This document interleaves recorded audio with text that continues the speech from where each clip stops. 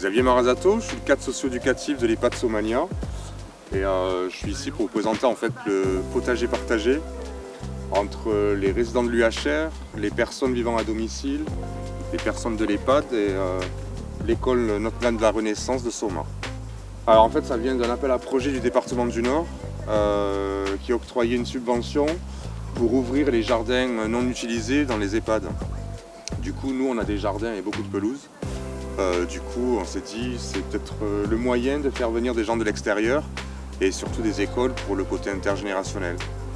Et il y avait aussi une demande des résidents hommes qui avaient tous un potager chez eux, en fait de pouvoir en refaire un ici. Alors ici c'est une majorité, on a des fraises, on a beaucoup de tomates cerises, des melons, des courges. En fait c'est la demande des résidents de ce qu'ils mangeaient à l'époque et ce qu'ils veulent manger le dimanche. Parce que le but quand même c'est d'aller directement à l'assiette, hein. C'est pas juste d'arroser et de faire pousser.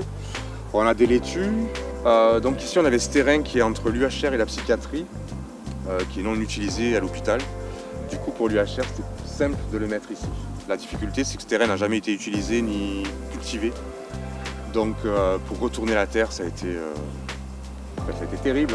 Donc on a dû faire, pas à l'arrache, mais faire un trou, on a mis la plante, on a refermé. Avec le collectif Losange Noir en fait on a fait une première activité avec en fait, la création de quels légumes appréciaient les résidents. Du coup, il est ressorti la carotte forcément, la tomate, les radis avec le petit beurre. Donc il y a eu la création avec des panneaux en bois, en carton, de légumes géants. Donc nous avons fait des montages vidéo. Ça c'était bien avant qu'on fasse les potagers.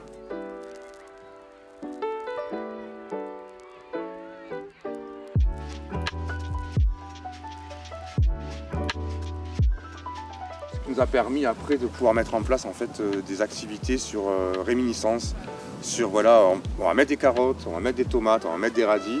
Ils nous ont impulsé en fait les ateliers de potager on va dire. Et c'est surtout le côté intergénérationnel, c'est-à-dire que les enfants viendront à la cueillette.